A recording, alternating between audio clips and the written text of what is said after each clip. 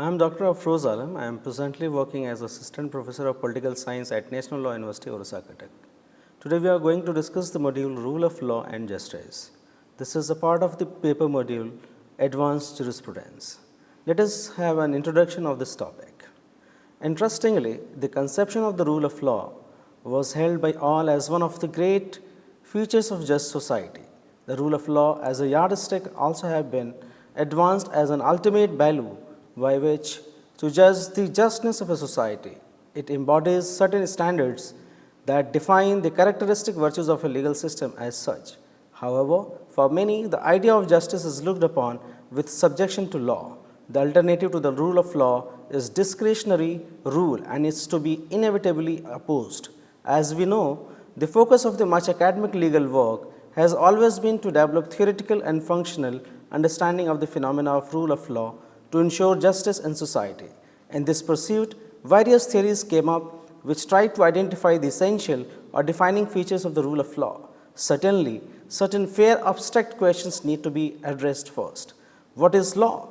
What constitutes rule of law? How does the rule of law operate in the society? What are the connections between the rule of law and justice? Increasingly, however, the academic discipline of law, as it has become less doctrinal and more policy oriented, it involves the investigation and presentation of the substantive and procedural rules and principles which are regarded as authoritative within the jurisdiction in question.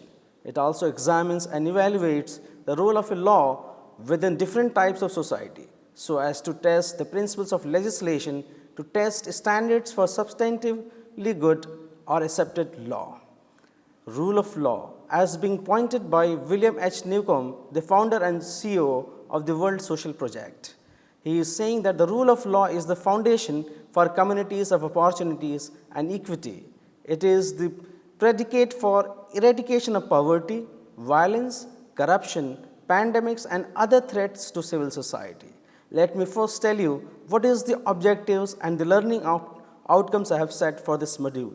After going through this unit, you should be able to understand the meaning and nature of law, understand the meaning, nature, and features of the rule of law, understanding the overarching theoretical frameworks of rule of law and justice developed in legal academics.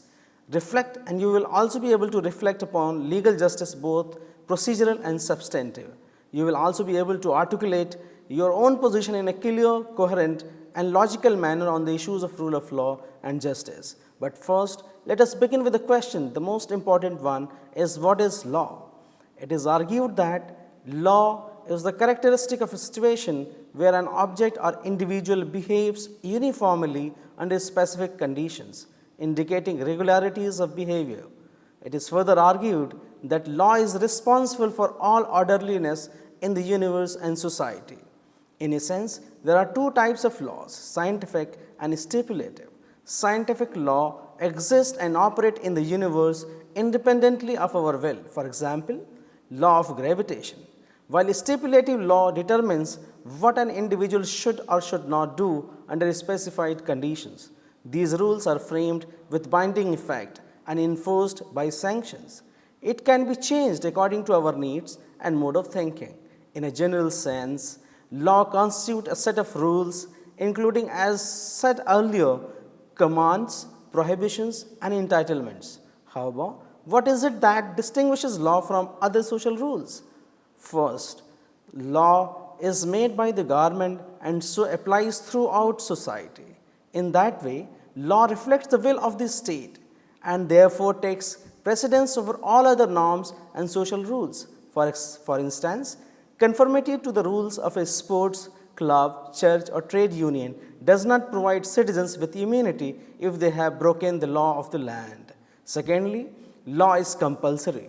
Citizens are not allowed to choose which laws to obey and which has to ignore, because law is backed up by a system of coercion and punishment. The third is, law has a public quality, and in that it consists of published and recognized rules. This is in part achieved by enacting law through a formal and usually public legislative process. Moreover, the punishments handed down for lawbreaking are predictable and can be anticipated, whereas arbitrary arrest or imprisonment has a random and dictatorial character. Fourth and finally, law is usually recognized as binding upon those to whom it applies, even if particular law may be regarded as unjust or unfair law. Law is therefore more than simply a set of enforced commands. It also embodies moral claims, implying that legal rules should be obeyed. Let us look upon the question which is most contested one, as we know that the most central question in the philosophy of law is to know what is law, which we have just discussed, and the another question is what is the nature of law. There are certainly these are certainly the big and most contested questions. H.L.A. Hart, in his book The Concept of Law, argued that in order to answer this question, one must first be able to answer these three questions. And what is that? First, how do law and legal obligation differ from and how they are related to orders backed by threats? Second, how does legal obligation differ from and how is it related to moral obligations? And the third is what are rules and to what extent is law an affair of rules? These questions highlight three strands of philosophical theorizing about law if you look at these questions very closely. And what are these three philosophical strands? The first one is the first question, law and its relation to coercion promotes the version of positivism, which emphasizes that law is a man-made institution of political power and as such is the means by which the state organizes its day-to-day regulation of its subjects by laying down standards backed up by the threat of sanction. The second question draws our attention to the natural law tradition, which holds that for a legal system to count as genuinely lawful, it cannot depart too from the dictates of morality. And the third and the final question exposes how the law can be seen as a form of communal practical reason, that is to say, a social institution by which people coordinate their behavior to achieve goals they could not achieve simply by acting independently. Let us discuss the following philosophical strands to understand the nature of law in short details. The first one is the natural law tradition. The one from the time of the ancient Greeks until the 16th or 17th century, there was essentially only one philosophy of law, and that is natural law. Originally, its purpose was to explain the nature of morality and also seeing law as representing binding obligations arising from the moral sphere. The basic idea was that man, using his reason and possibly with the help of revelation of the gods or God, could come to understand how he should act rightly in respect of his fellow man. Natural law explains what is it to rule and legislate and judge cases rightly. Natural law is the morality of law, narrowly construed as the laws passed by legislation and legal system of courts, judges, and so on. The natural law ideas were largely overshadowed by the positivist legal theory from the 19th century onwards. Nevertheless, the question of law and morality revived again in the early 20th century with the emergence of modern totalitarian state in the 1930s, as we have seen the emergence of fascist, Nazi, and communist state. The relevance of positivist school was challenged by the modern naturalist. Here the procedural naturalism of Fuller and natural right theory of John Finnis deserves a special mentioning. Let us look at the second strand of philosophical reasoning so far as the law is concerned, and that is legal positivism. Law is to be particular sort of social ordering, a certain kind of social technology by which individuals who live together can coordinate their behavior and resolve disputes. The idea of legal positivism here is that law is man-made, either by judges or legislatures or collectively by custom. If it is not made, it is not law. It sees all law as positive, as direct command of a competent authority, enforceable by effective sanctions. Jeremy Bentham, in his book A Fragment on Government, and the second book An Introduction to the Principles of Law, Moral and Legislations, John Austin, in his book The Province of Jurisprudence, determined, and Hans Kelsen, General Theory of Law and State, and H.L.A. Hart, The Concept of Law, are all the examples of positivism. R. Durkheim, taking his book, Taking Rights Seriously, and Joseph Ross, The Authority of Law, are to be treated as post-Hartian analytical theory, so far as legal positivism is concerned. So, in a nutshell, legal positivism emphasizes that law is a man-made institution. Second, let us focus on the third strand of philosophy, that is legal evolutionism. In that, legal evolutionism was developed by Savigny and Henry Maine. Savigny identified law as the expression of the spirit of a particular people, the race as well as culture. For him, custom is the fundamental form of law because it is originated in the life of the people. Legislations are merely advice of translating particular consciousness into enactments. Henry Maine, in his Ancient Law, rejected Savigny's approach and argued that progressive societies are characterized by a movement from status to contract. In short, law has no fixed content. Change in social institutions and awareness bring about corresponding changes in the substance of law. This is all the focus of legal evolutionism. The fourth strand is sociological jurisprudence, has been developed by Dickett, Hugo Crabb, Roscoe Pound. They are the greatest exponent of this school. What this theory emphasizes is that state is not the source of law, which is quite contrary to the school of positivism. They emphasizes that it is only an agency to impute legal value to the rules which already exist in the society to take care of social interest.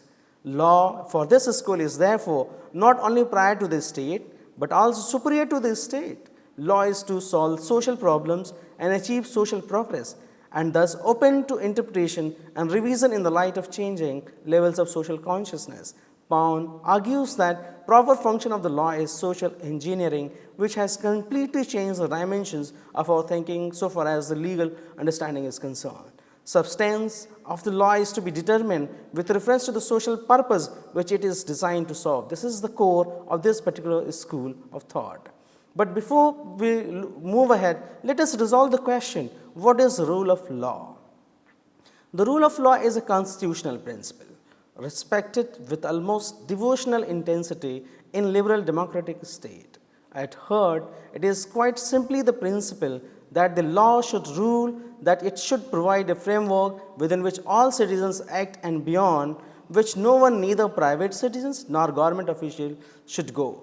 Without the protection of law, each person is constantly under threat from every other member of society, as indeed they are from him. The fundamental purpose of law is therefore to protect individual right, which in Locke's view mean the right to life, liberty, and property. The rule of law postulates the pervasiveness of the spirit of law throughout the whole range of government in the sense of excluding arbitrary official action in any sphere. Rule of law is an expression to give a reality to something which is readily expressible. That is why Sir Ivo Jennings said that it is an unruly horse. Rule of law is based upon the liberty of the individual and has its object the harmonizing of the opposing notions of individual liberty and public order. The notion of justice maintains the balance between the two, and justice has a variable content. The supreme virtue of the rule of law is therefore that it serves to protect the individual citizen from the state. It ensures a government of laws and not of man. The idea of rule of law was enshrined in the German concept of the Rechtsstaat, a state based on law, which it means. The rule of law, however, has a distinctly Anglo-American character. In the USA, the supremacy of law is emphasized by the status of the US Constitution, by the checks and balances it establishes, and the individual rights outlined in the Bill of Rights. This is made clear in the 5th and 14th Amendment to the Constitution, which specifically forbid federal or state government from denying any person life, liberty, and property without due process of law.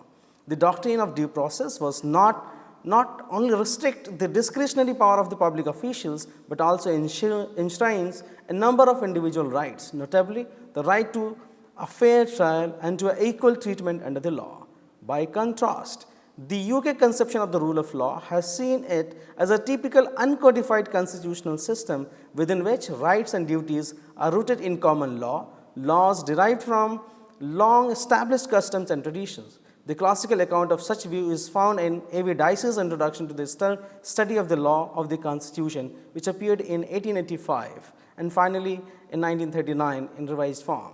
In Dicey's view, the rule of law embraces four separate features. 1. First, no one should be punished except for breaches of law.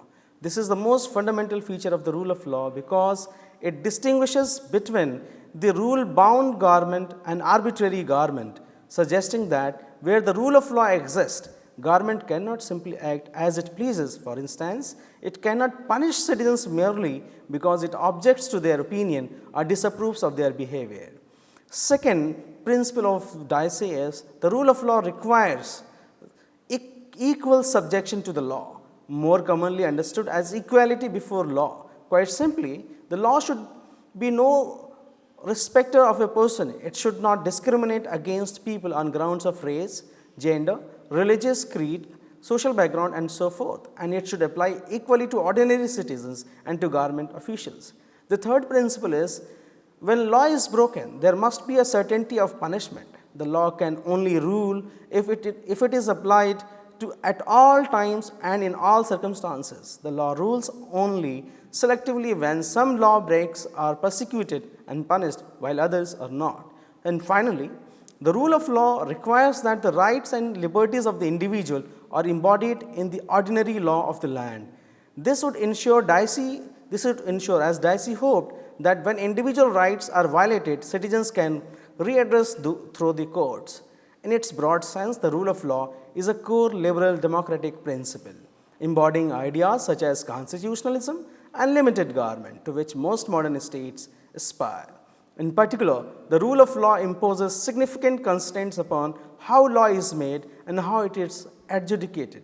For example, it suggested that all laws should be general in the sense that they apply to all citizens and do not select particular individuals or groups for a special treatment, good or bad. It is further vital that citizens know where they stand. Laws should therefore be precisely framed and accessible to the public. Let us look at the rule of law conception in Western political thought. As we know that the rule of law is an ancient ideal. Plato wrote one of the earliest surviving discussions. While convinced that the best form of government is rule by a benevolent dictator, Plato concedes that as practical matter, persons with necessary leadership qualities are rare. Accordingly, he imagines a utopia that is governed not by a benevolent dictator, but by Nomos, the god of law. In the politics, Aristotle also considers whether it is better for a king to rule by discretion or according to a law, and comes down firmly on the side of law. Individuals are too often swayed by private passions, he admits. Aristotle observed in his Politics, and quote, that he who commands that law should rule may thus be regarded as commanding that God and reason alone should rule. He who commands that a man should rule adds the character of the best. Appetite has the character, and high spirit too perverts the holders of office, even when they are the best of men.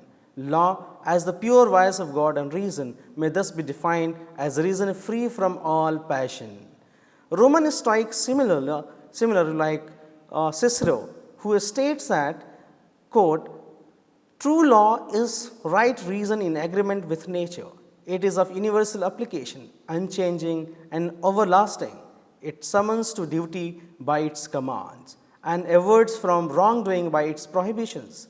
We cannot be freed from its obligations by senate or people, and we need not look outside ourselves for an expounder or interpreter of it. And there will not be different laws at Rome and at Athens, or different laws now and in the future, but one eternal and unchangeable law will be valid for all nations and at all times, and there will be one master and ruler, that is God, over us all, for he is the author of this law, its promulgator and its enforcing judge.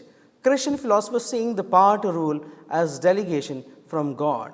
The lawgiver saw any kindly act contrary to natural law as an express violation of this delegation, for which a monarch would surely be punished after death.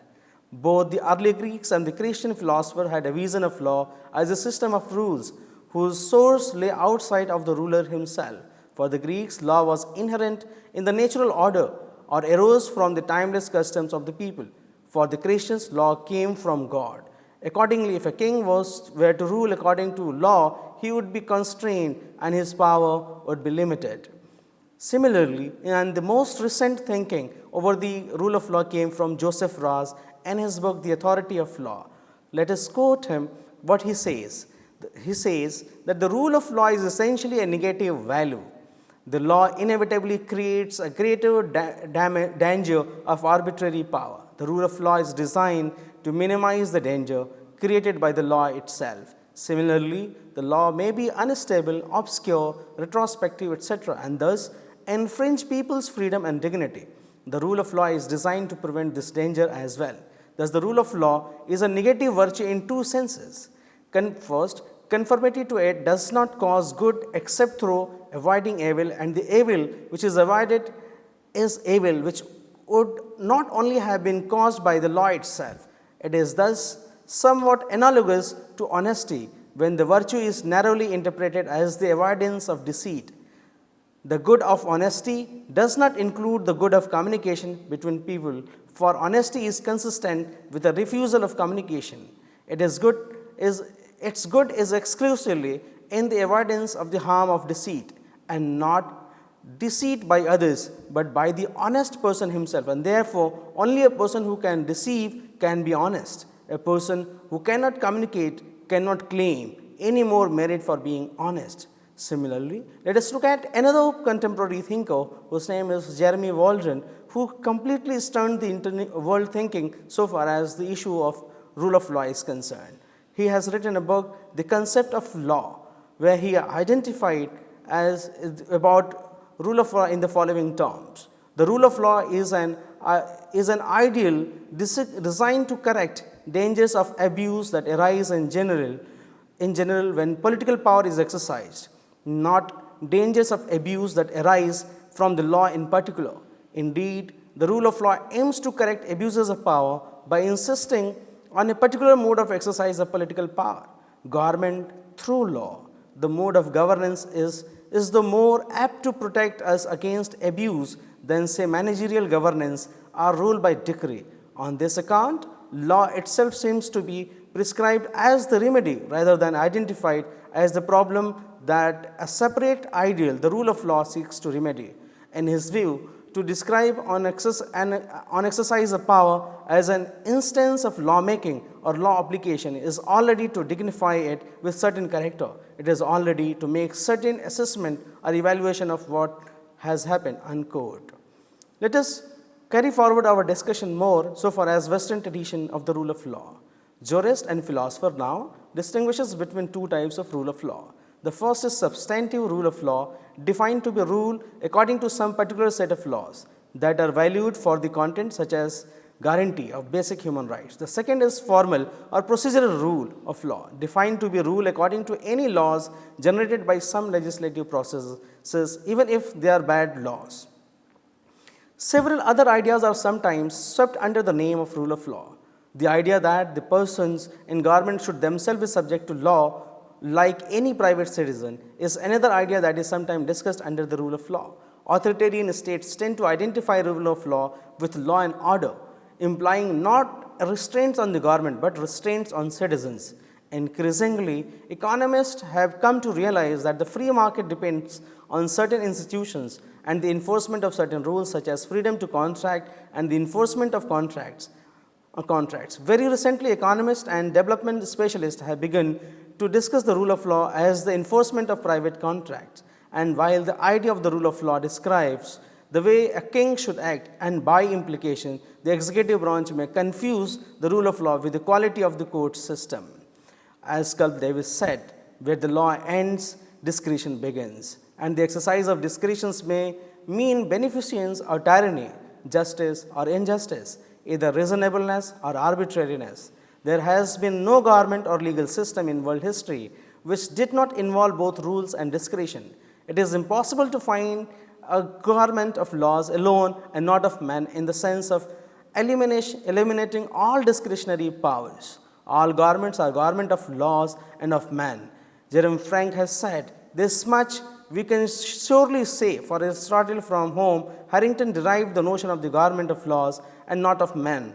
That notion was not expressive of hostility to what today we call administrative discretion, nor did it has such a meaning for Harrington. Another definition of rule of law has been given by Frederick A. Hayek in his book, The Road of Serfdom and Constitution of Liberty. It is much the same as the propounded by Frank's committee in England. What he says, quote, the rule of law stands for the view that the decision should be made by the application of known principles or laws. In general, such decisions will be predictable and the citizens will know where he is. On the other hand, there is what is arbitrary. A decision may be made without principle, without any rules. It is therefore unpredictable, the antithesis of decision taken in accordance with the rule of law.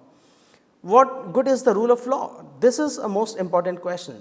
The benefit of the rule of law depends on how the rule of law is defined. For the Christian philosopher, the rule of law was identified with the triumph of the substantive commandments of God.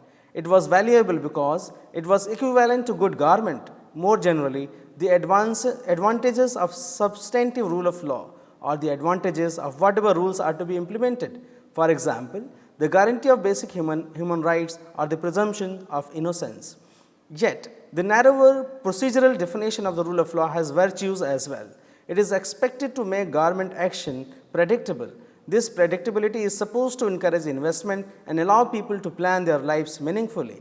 Contract enforcement is that it allows people to trade and thus to increase their utility. This is thought to be a superior process of allocation because people have the best knowledge of what goods will satisfy them. For thinkers from the Greeks through today, the rule of law protected citizens from a monarch's individual passion and self-dealing. Meaningful law and institutions to change it allows us to more easily identify and change the rules by which our lives are governed, providing a handle for social actions. Recently, in 2014, a World Social Justice Report project came out with its own report, which has developed certain indicators of rule of law in everyday life.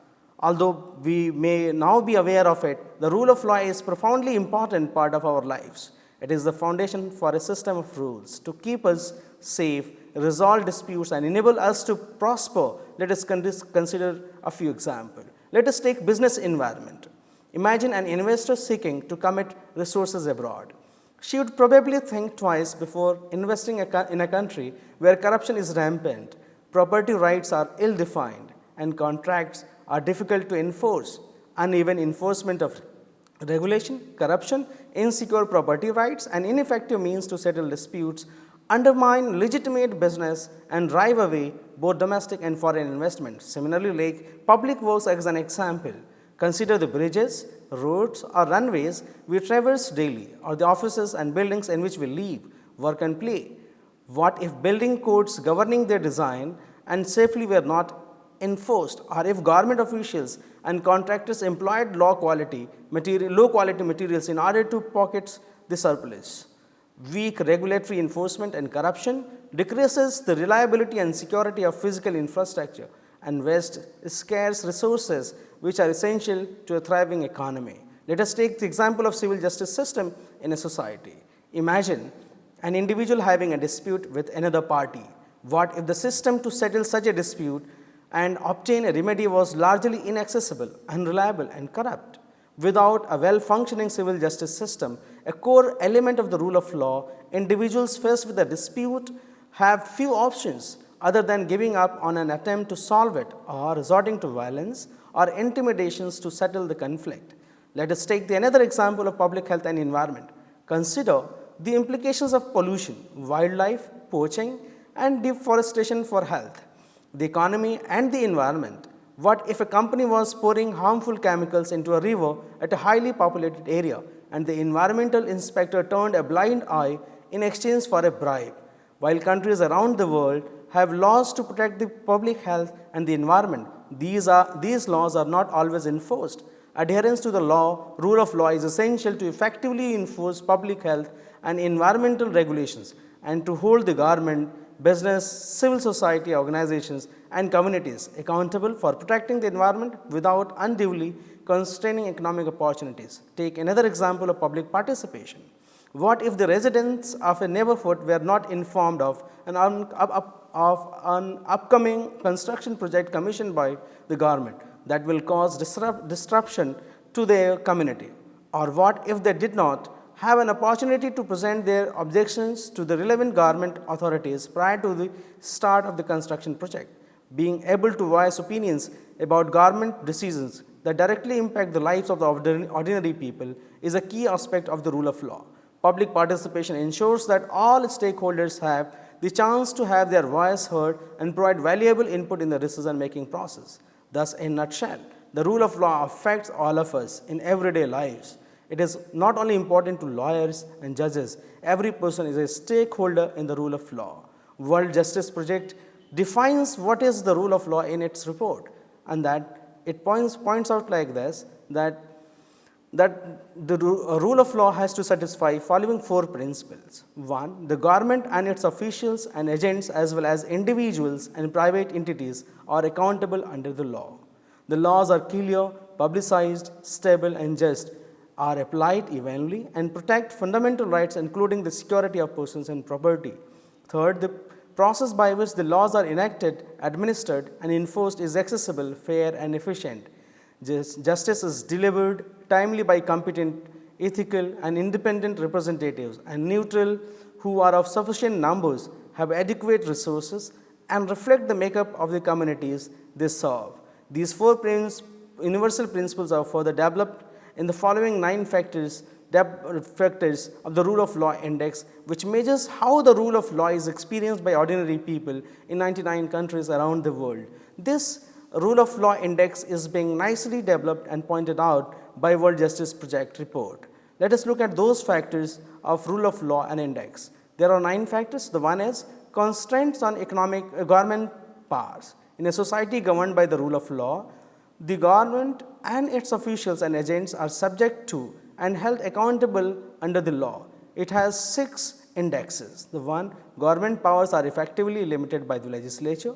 The government powers are effectively limited by the judiciary. Government powers should be effectively limited by independent auditing and review. Government officials are sanctioned for misconduct. Government powers are subject to non-governmental checks. Transitions of power is subject to the law. The second is absence of corruption. The absence of corruption, conveniently defined as the use of public power for private gain, is one of the hallmark of a society governed by the rule of law. It has 4 indicators. The government officials in the executive branch do not use public office for private gain. Government officials in the judicial branch do not use public office for private gain. Government officials in the police and military do not use public office for private gain. Government officials in the legislative branch do not use public office for private gain. The third factor is open government. Open government is essential to the rule of law. It involves engagement, access, participation and collaboration between the government and its citizens and plays a crucial role in the promotion of the rule of law. It has 4 indexes. The one is the laws are publicized and accessible, laws are stable. The third one is the right to petition the government and public participation. Fourth one is office information available on request. The another factor is fundamental rights. Under the rule of law, fundamental rights must be effectively guaranteed. It has 8 indexes to judge whether fundamental rights are effectively protected or not. The first one is equal treatment and absence of discriminations.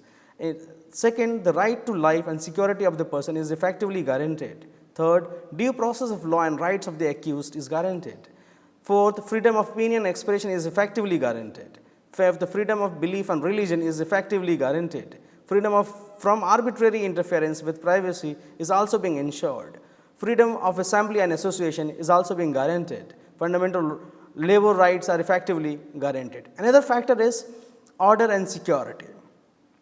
Human security is one of the defining aspects of any rule of law society. Protecting human security, mainly assuring the security of a person and property, is a fundamental function of the state. It has 3 indexes. Crime is effectively controlled. Civil conflict is effectively limited. People do not resort to violence to redress personal grievances. Another factor is regulatory enforcement. Public enforcement of a government regulation is pervasive in modern societies as a method to induce conduct. It has 5 indexes. First, government regulations are effectively enforced. Government regulations are applied and enforced without improper influence. Administrative proceedings are conducted without unreasonable delay. Due process is respected in administrative proceedings. Fifth, the government does not expropriate without lawful process and adequate compensation. Another factor is civil justice. In a rule of law society, ordinary people should be able to resolve their grievances and obtain remedies in conformity with the fundamental rights through formal institutions of justice in a peaceful manner. It has 7 indicators. The one people can access and afford civil justice. Civil justice is free of discrimination, it is free of corruption, it is free of improper government influence, it is not subject to unreasonable delay, it is effectively enforced, ADR is accessible, impartial and effective. Another factor is criminal justice of rule of law. An effective criminal justice is a key aspect of rule of law as it constitutes the natural mechanism to redress grievances and bring actions against individuals for offenses against. It has 7 indicators. Criminal investigation system is effective. Criminal adjudication system is timely and effective. Correctional system is effective in reducing criminal behavior. Criminal system is impartial, it is free of corruption, it is free of important government influence, due process of law and rights of the accused are being guaranteed. Another factor is informal justice. For many countries, it is important to acknowledge the role played by traditional or informal systems of the law, including traditional, tribal and religious court as well as community based. It has 3 indicators. The one is informal justice is timely and effective. It is impartial and free of improper influence. It is respected and protects fundamental rights. Let us go with certain criticism of the rule of law. Nevertheless, the rule of law also has critics. Some have, for instance, suggest that it is a truism to say that the law rules may acknowledge nothing more than that citizens are compelled to obey it. In this narrow sense, the rule of law is reduced to the statement that everybody must obey the law. Others have argued that the principle pays little attention to the content of law. Even its keenest defenders will acknowledge that although the rule of law may be necessary condition for a just government, it is not in itself a sufficient one. Marxist critics go further. However, Marxists have traditionally regarded law not as a safeguard for individual liberty, but as a means for securing property rights and protecting the capitalist system. For them, the law, like politics and ideology, was a part of the superstructure conditioned by the economic base. In this case, the capitalist mode of production, law thus protect private property, social inequality and class domination. Feminists have also drawn attention to biases that operate through the system of law. In this case, biases that favor the interests of men at the expense of the women as a result, for instance, of a predominantly male judiciary and legal profession. Multicultural theorists have, for their part, argued that law reflects the values and attitudes of the dominant cultural group and so is insensitive to the values and concerns of the minority groups.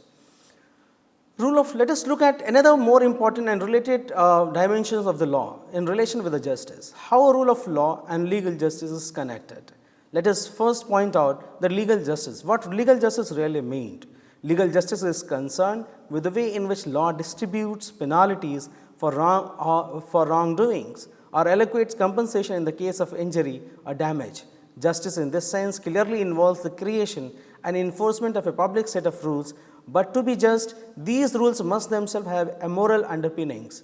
2 forms of justice can be identified at work in the legal process. First, there is a procedural justice which relates to law, which relates to how the rules are made and applied. Second, there is a substantive justice which is concerned with the rules themselves and whether they are just or unjust. Let us look at the question of procedural justice in more detail. Procedural or formal justice refers to the manner in which decisions or outcomes are achieved as opposed to the content of the decisions made. There are those, for instance, who suggest that legal justice is not so much concerned with the outcomes of law, judgments, verdicts, sentences and so forth, as with how these outcomes are arrived at. There is no doubt that on certain occasions, justice is entirely a procedural matter, a just an acceptable outcome is guaranteed by the application of a particular procedural rules.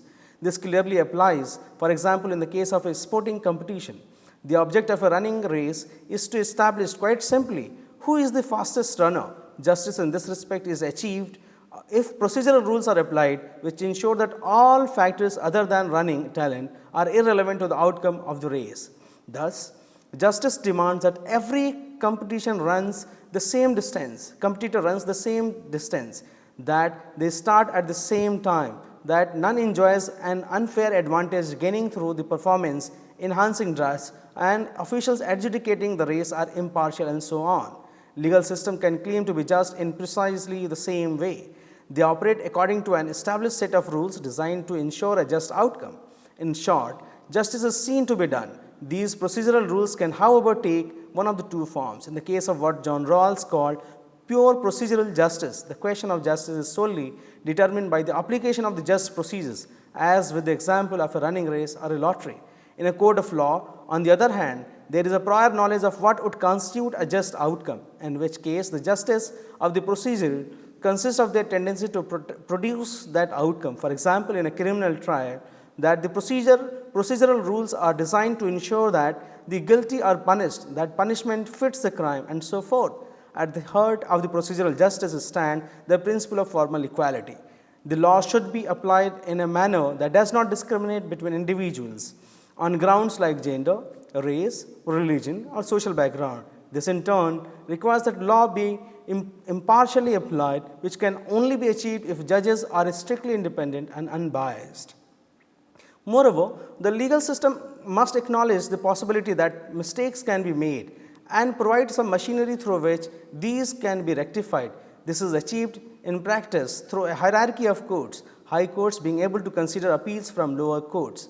Procedural justice is also said to require the presumption that the accused is innocent until proved guilty. This has been described as the golden thread running through the English legal system and those derived from it.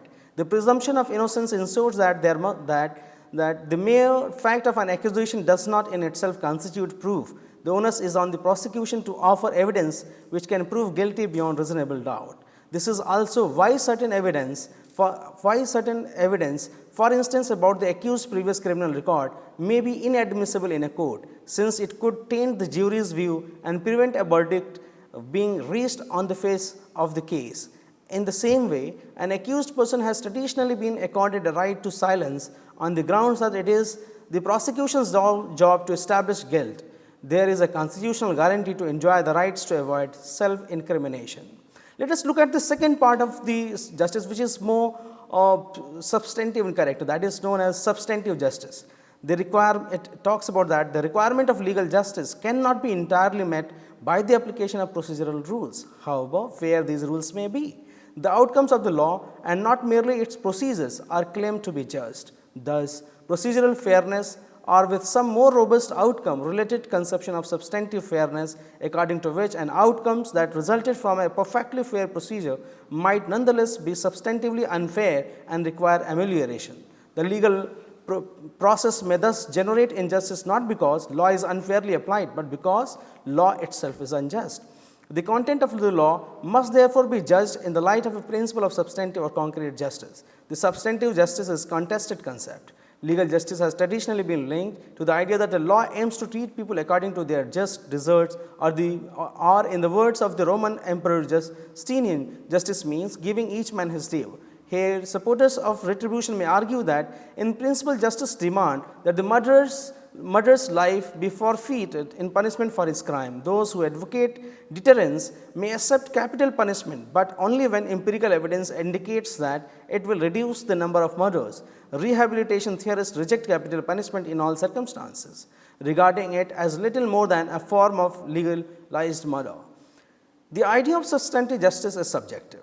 It varies from individual to individual, from group to group, from society to society, and from period to period. Indeed, the decline of religion and traditional values and the growth of both social and geographical mobility has encouraged the development of moral pluralism.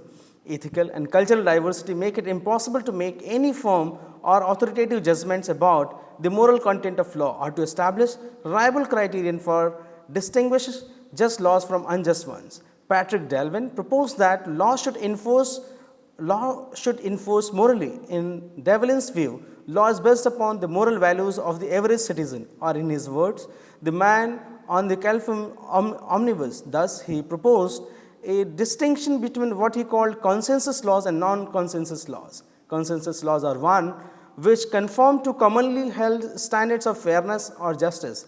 They are the laws which, in Delvin's view, people are prepared to put up with. On the other hand, non-consensus laws are ones widely regarded as unacceptable or unjust, normally reflected in the fact of widespread disobedience. Devlin did not go as far as to suggest that breaking non-consensus laws was justified, but he nevertheless warned that their enforcement would only bring the judiciary and the legal process into disrepute.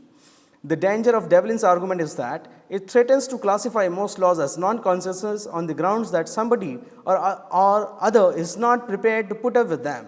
This leads to difficult question about how many people need to object and what form their objection need to be taken before a law can be regarded as non-consensus. Such difficulties, however, merely reflect a deeper problem. In many respects, the idea of a consensus morality is simply a hangover from the days of traditional and homogeneous communities. In modern societies characterized by ethnic, religious, and racial, cultural, and moral pluralism, any attempt to identify consensus belief is doomed to be failure.